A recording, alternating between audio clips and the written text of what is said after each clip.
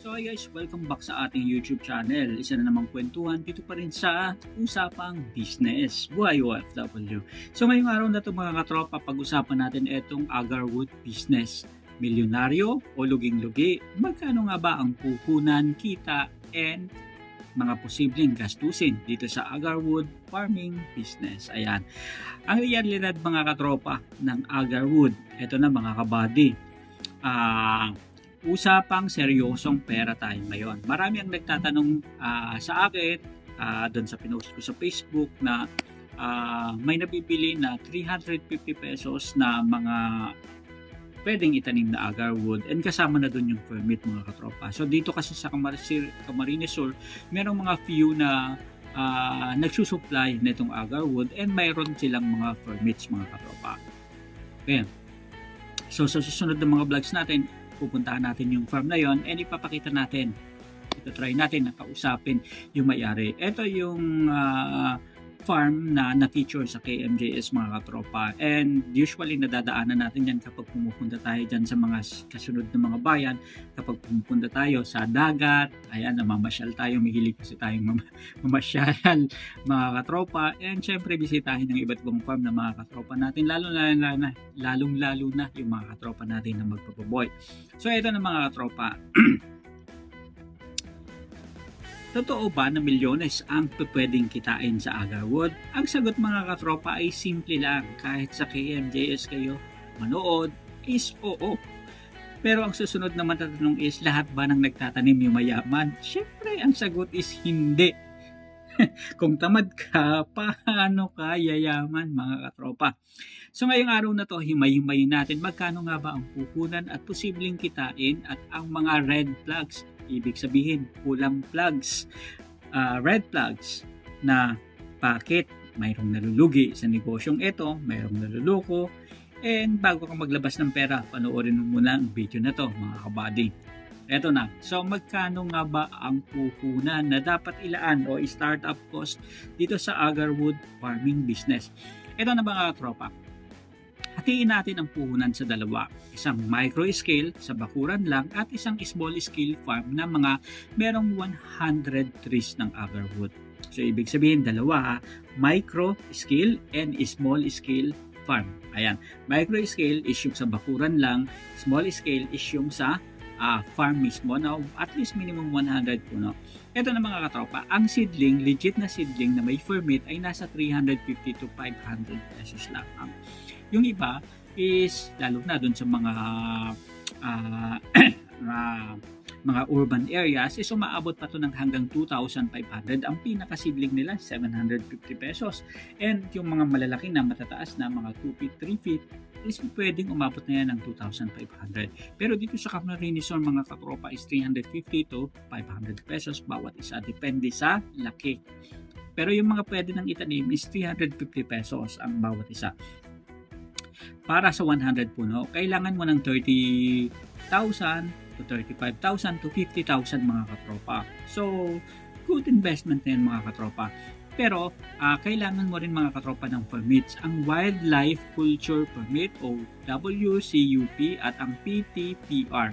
Ito yung registration sa DENR ay aabutin ka ng mga 5,000 to 10,000 kasama na ang mga notaryo and documentation as well as yung mga pamasahe mo mga katropa.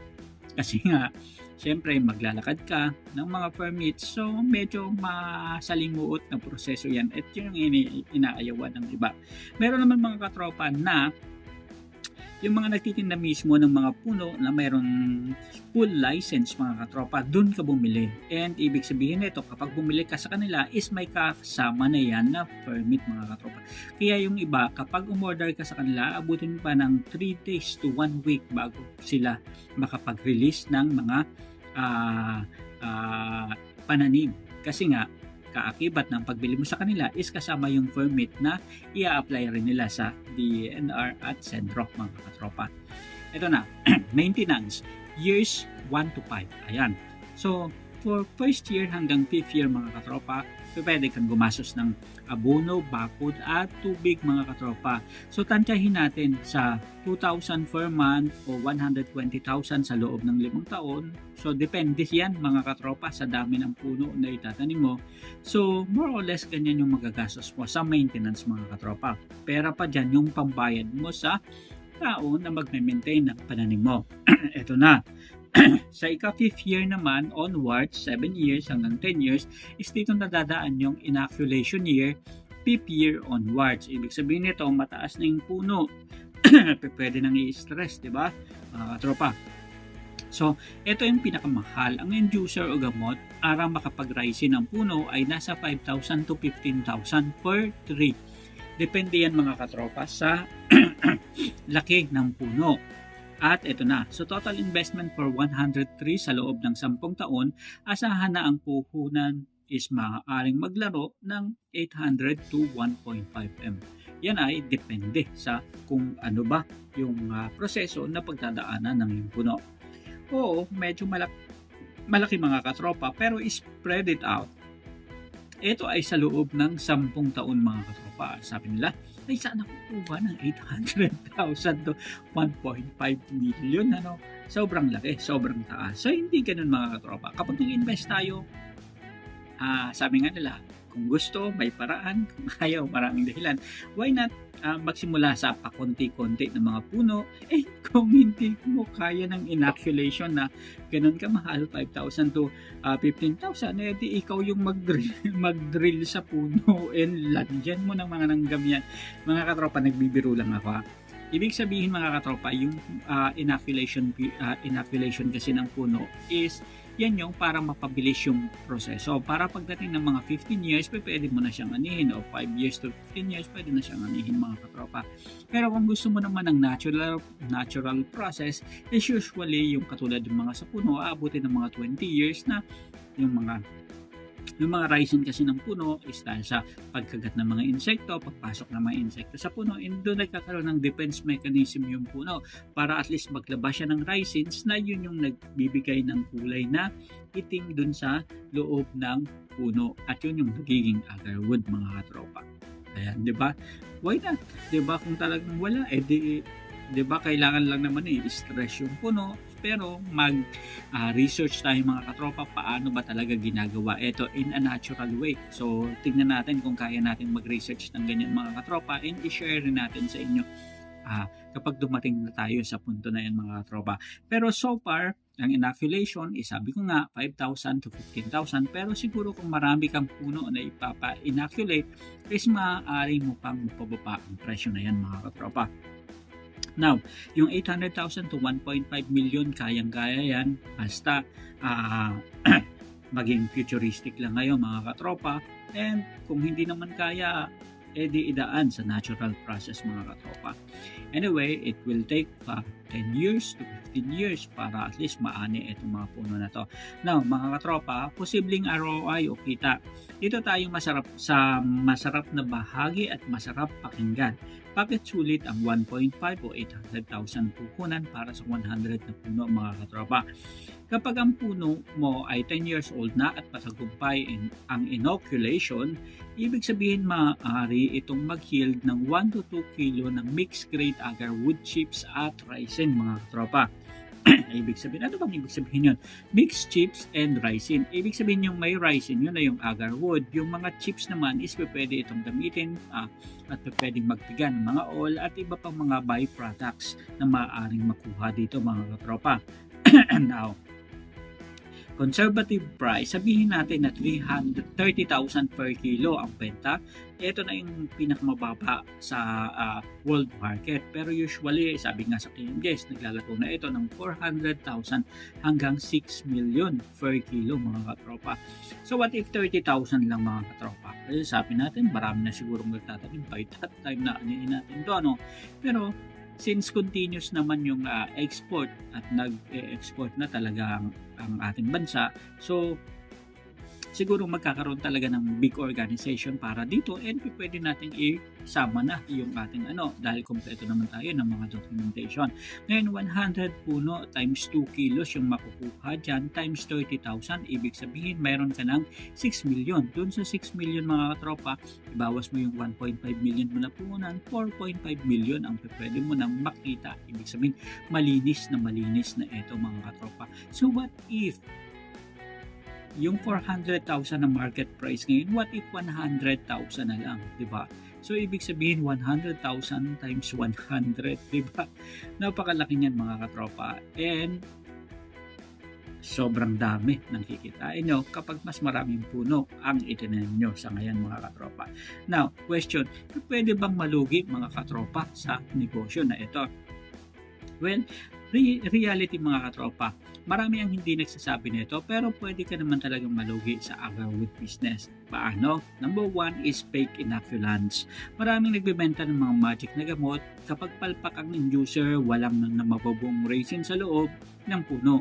Ang resulta nito, kahoy lang na panggatong ang aanihin mo, which is luging-lugi ka for 10 years na pag-aantay. Number 2 is yung poaching o pagnanakaw. Dahil ginto ang tanim na to, mainit ito sa mga mata ng magnanakaw. Isang gabi lang, pwedeng laslasin at itumba ang puno mo mga katropa o kung may naiinggit sa'yo, di ba? So kung wala kang security o bakot, ubos ang investment mo mga katropa.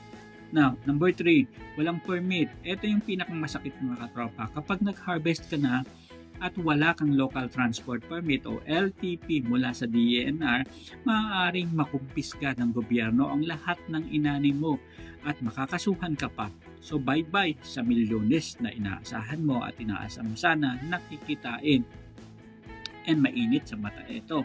And number 4 mga katropa is yung natural calamities. Kapag binaha ang farm mo at nababad ang ugat, pwedeng mamatay ang puno. Ang agarwood ay ayaw sa water flooded o waterlogged ng mga lupa mga katropa. Now, paano palalaguin ang negosyong ito? Kung gusto mong lumago, huwag ka munang umasa sa isang bagsakang harvest lang. Staggered planting ang magandang strategy para dito. Ibig sabihin, magtanim ka muna ng halimbawa, 10 pirasong puno, then sa susunod, 10 piraso, then sa susunod, 10 piraso. Or pwede kang magtanim ng 50 puno ngayong taon, another 50 ulit sa susunod, para pagdating ng harvest time, taon-taon kang may na-harvest. Ibig sabihin, continuous na yung process ng pag-harvest mo at hindi lang iisang beses lang sa loob ng 10 taon mga katropa. So after 10 years, dire-diretso na. Yearly ka na nag-harvest ng mga puno mga katropa. And another thing is nursery expansion. Habang lumalaki ang mga puno mo, mag-produce ka na rin ng sarili mong seedlings. Ang kita sa seedlings mga katropa ay pambayad mo na sa maintenance ng caretaker o ng farm mo. Then, eto na. Huwag lang kahoy ang ibenta mo mga katropa. Mag-aral ka rin kung paano mag-distill ng old oil o mas madaling mas madaling i-export ang langis kaysa sa troso. Mas malaki ang value nito mga katropa dahil yung mga old oil, ito mga katropa yung ginagawang panghalo sa mga perfume na mamahalin. Ayan mga katropa. So, eto na. Sa madaling salita, mga kabady, ang agarwood ay isang negosyo para sa mga may tiyaga, number 1, and number 2 is may diskarte. Hindi ito para sa mga tao na gustong yumaman overnight. Ayan, di ba? Masakit na katotohanan yan. Puhunan mo dito ay pera, oras, legal na proseso, legal na dokumento, ayan, para lumago ang iyong negosyo. Kung handa ka na simulan ito, simulan muna sa maliit. Magtanim ka ng 5-10 sa iyong bakuran. Habang nasa abroad ka, palakihin mo yan kasabay ng mga pangarap mo mga katropa. Ayun, di ba? So good luck. Ayan. So may tanong pa ba kayo tungkol sa puhunan? I-comment nyo naman mga katropa. Sasagutin natin yan sa susunod natin na video. Huwag kalimutang i-like, subscribe ang Kabady Moko, Usapang Business, Buhay OFW. Ito po si Kabady Moko. Hanggang sa muli, maraming salamat at